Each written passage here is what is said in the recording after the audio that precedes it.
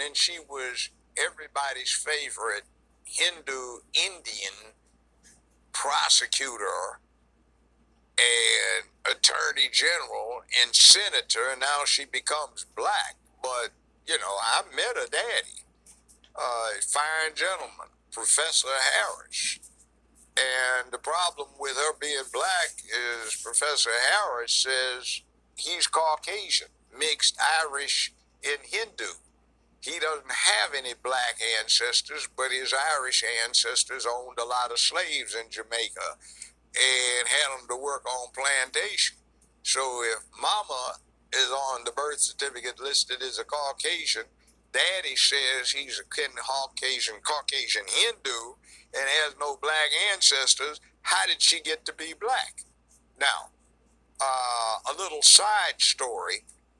When I had my show, let's say this has been 26 years ago, I had two beautiful women that I thought were sisters on the show. And they laughed one time when we all went to a happy hour and said, "You think we're black, don't you?" "Yeah, aren't you?" "No, we're Hindu." One of them said, "My mother's a Hindu Brahmin caste. My father was Hindu warrior caste. He took an oath to the family to protect her. They fell in love, eloped, and now we got a death warrant on us. We can't go back to India." So, yeah, and then they gave me two books. The guys were Hindu, and they were very dark, but they cut their hair off close, grew beards, and started dressing and acting black, and they got financial aid. One of them, I think, went through medical school that way, masquerading for being black. Somebody else did it, so she went to Howard. And by the way, she told one big lie when she was talking about she got bust because of something Biden did when she was running against him. Well, the yearbook that she put out there that you can still get online from her high school in Canada shows she went from kindergarten through 12th grade in Canada, never went to school in the United States of America.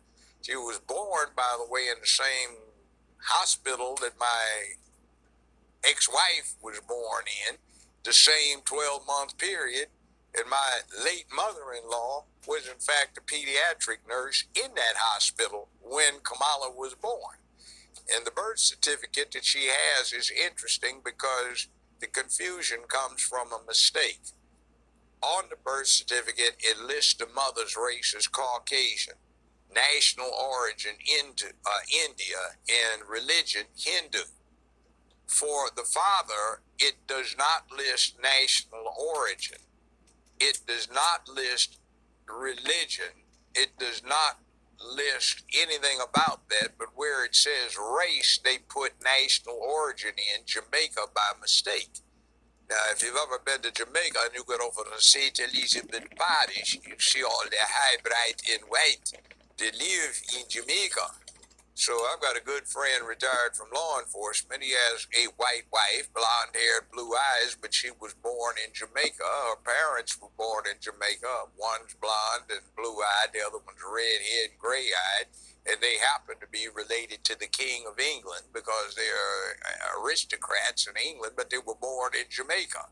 So if you go over there, you see people from Hong Kong, Singapore, New Zealand, Australia, Kenya, South Africa, you name it. It's part of the British Commonwealth, and nobody needed a passport, and you could just go in and out.